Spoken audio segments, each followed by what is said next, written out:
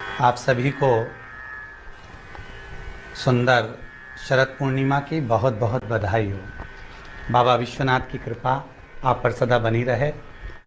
आ गया शरद पूर्णिमा की रात्रि।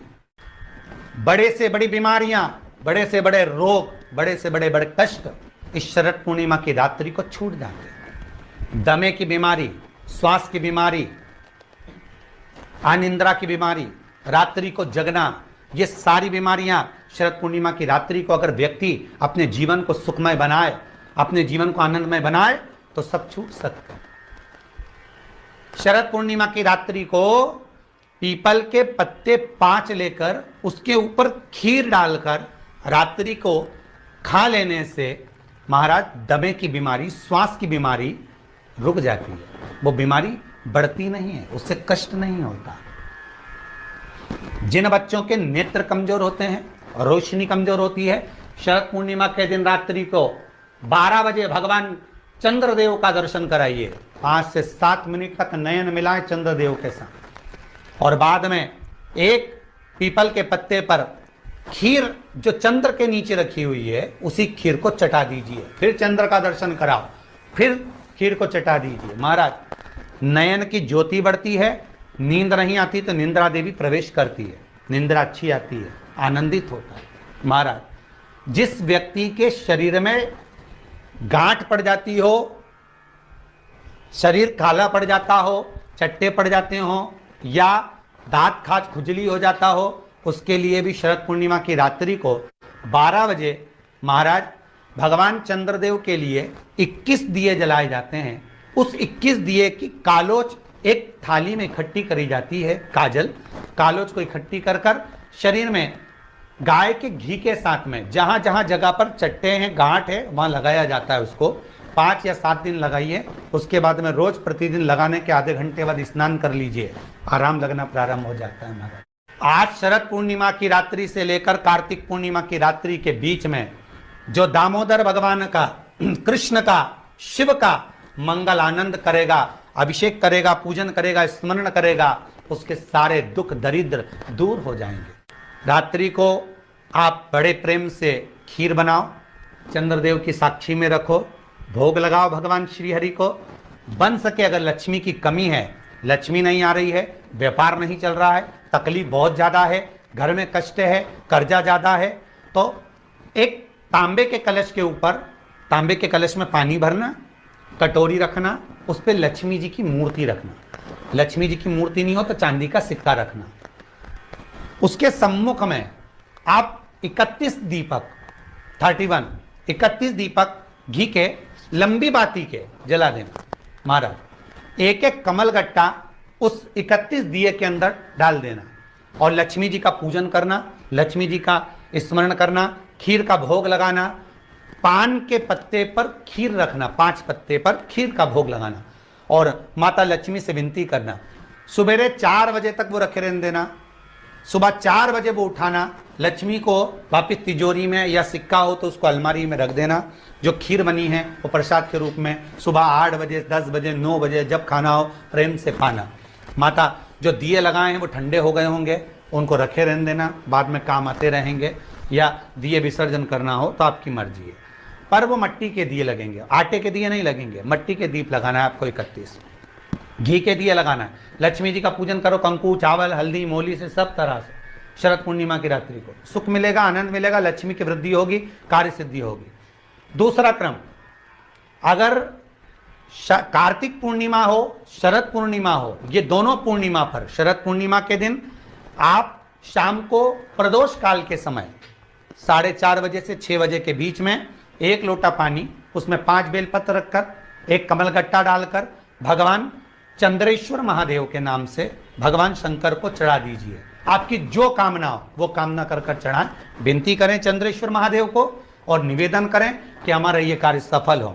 केवल शरद पूर्णिमा के दिन चढ़ाइए, कार्तिक पूर्णिमा तक क्या फल मिलता है हमको जरूर बताइए। भी शरद पूर्णिमा की रात्रि को और कार्तिक पूर्णिमा की रात्रि को गर्भवती नारी अपनी नाभि पर यदि चंद्र की दृष्टि पड़वा लेती है तो बच्चा विकलांग पैदा नहीं होता है। गर्भ से जो बालक होगा श्रेष्ठ होगा, विद्वान होगा, चतुर होगा, पढ़ने में होशियार होगा, क्योंकि ये चंद्र की किरणें जब समुद्र में उछाल ला सकती हैं तो आपके जीवन में भी तरक्की ला सकती है, उछाल ला सकती है। शरद पूर्णिमा से कार्तिक पूर्णिमा के बीच में प्रयास करना।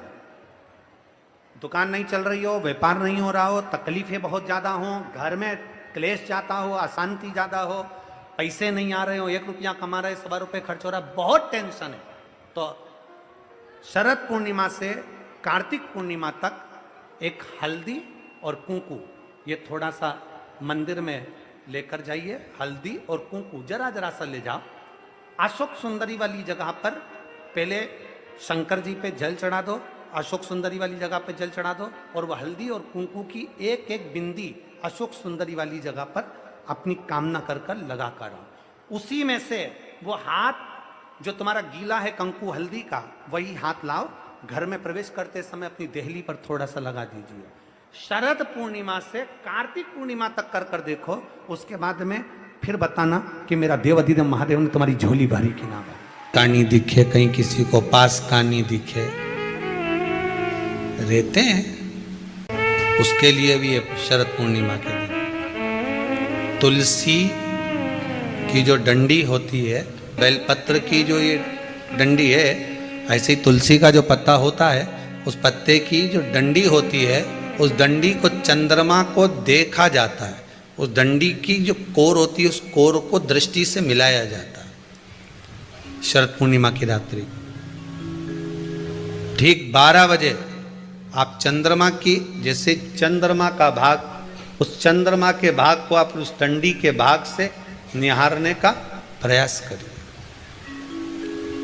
महाराज घर में आई है, घी का दिया लगाई है, उस घी के दीप को लगाने के बाद पूर्णिमा के दिन उस पर एक प्लेट थोड़ी तिरछी कर कर रख दो, जिससे उसकी कालोच काई की, उस दीप की, घी के दीप की कालोच उस प्लेट पर आ जाए।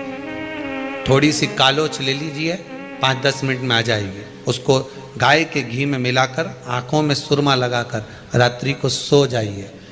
3 दिन बाद आप महसूस करेंगे कि नेत्र की ज्योति बढ़ना प्रारंभ हो रही है। पूर्णिमा का जो चंद्र है वो विशाल का है, और उस चंद्र की पूर्णता में हमारी अभिलाषाएं भी पूर्ण हो। अब पूर्णिमा के व्रत में आपने कई बार किताब पढ़ी होगी पूर्णिमा की, या आपने व्रत किया होगा, या पूर्णिमा का व्रत आप धारण करे होगे, तो उसमें पूजन कौन से भगवान की होती? पूर्णिमा के व्रत में केले के खंभ लगाकर पूर्णिमा का जो उद्यापन होता है, पूर्णिमा की जो पूजन होती है, उस पूजन में शंकर और पार्वती की पूजन की जाती है। शंकर और पार्वती का पूजन क्यों करा जाता है पूर्णिमा के व्रत में? क्योंकि शिव और माता पार्वती ही केवल एक ऐसे हैं जिन्होंने अपूर्ण लक्ष्मी को भी पूर्ण बना दिया था। किसको पूर्ण बनाया है? लक्ष्मी। शरद पूर्णिमा के दिन अगर आप शंकर भगवान को 1 लोटा पानी अगर शिव को समर्पित कर रहे हो, श्वेत पुष्प को रखकर शंकर जी के ऊपर सफेद फूल को चढ़ाकर अगर 1 लोटा जल भी, एक पात्र जल भी शंकर को समर्पित कर रहे हो, तो ये लक्ष्मी के लिए ही तो कर रहे हो। और कौन सी लक्ष्मी? पूर्ण लक्ष्मी। पूर्ण लक्ष्मी।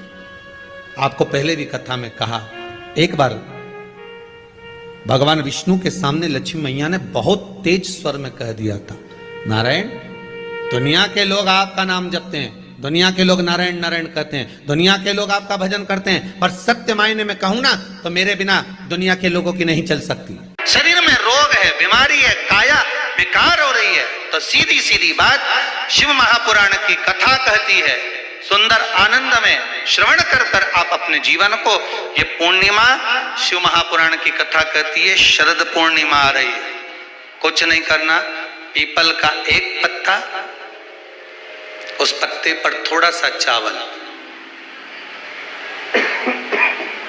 थोड़ा सा चावल,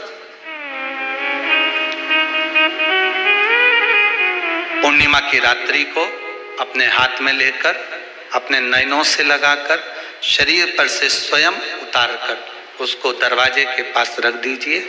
पूर्णिमा की रात्रि को पूर्ण होने पर उस चावल को दूसरे दिन सूंघ कर बहते हुए पानी में डाल दीजिए। महाराज कितने भी रोग से ग्रसित हो गए, पीपल का एक पत्ता 52,000 ब्राह्मण की साक्षी कराता है। महाराज बहुत ध्यान देना, पीपल के वृक्ष में स्वयं नारायण का, मेरे कृष्ण का वास है। स्वयं भगवान गीता के अंतर्गत कहते हैं कि मैं पीपल का वृक्ष हूं। 6 पत्ती का बेलपत्र मिलता है तो उसको नंदी पर पहले समर्पित कर फिर शिव के द्वार पर शंकर भगवान पर समर्पित किया जाता है। सत्यम शिवम सुंदरम चैनल को सब्सक्राइब करें। एक चावल का दाना चढ़ाकर उस बेलपत्री को लाया जाता है, बरकत स्थान पर रखा जाता है। 3 पत्ती का जो बेलपत्र का वृक्ष है उसमें 4 पत्ती मिलना चाहिए। 3 पत्ती के बेलपत्र के वृक्ष में 6 पत्ती मिलना चाहिए। 3 पत्ती के बेलपत्र के वृक्ष में 8 पत्ती मिलना चाहिए। मूल वो है, कई लोग कहते हैं 6 पत्ती का बेल का वृक्ष हमने लगा लिया, उसमें 6 पत्ती लगे, वो बात अलग है। पर 3 पत्ती के बेलपत्र के वृक्ष में जब 4 पत्ती मिले, 5 पत्ती मिले, 6 पत्ती मिले, मतलब 3 पत्ती का जो बेलपत्र का वृक्ष है वो माता पार्वती जी के अश्रु का है। पार्वती जी के ही उस पौधे में जब उमा, सती, कात्यायनी इनका पत्ता प्राप्त होता है तब वो जीवन को सुख प्रदान कर देता है। उस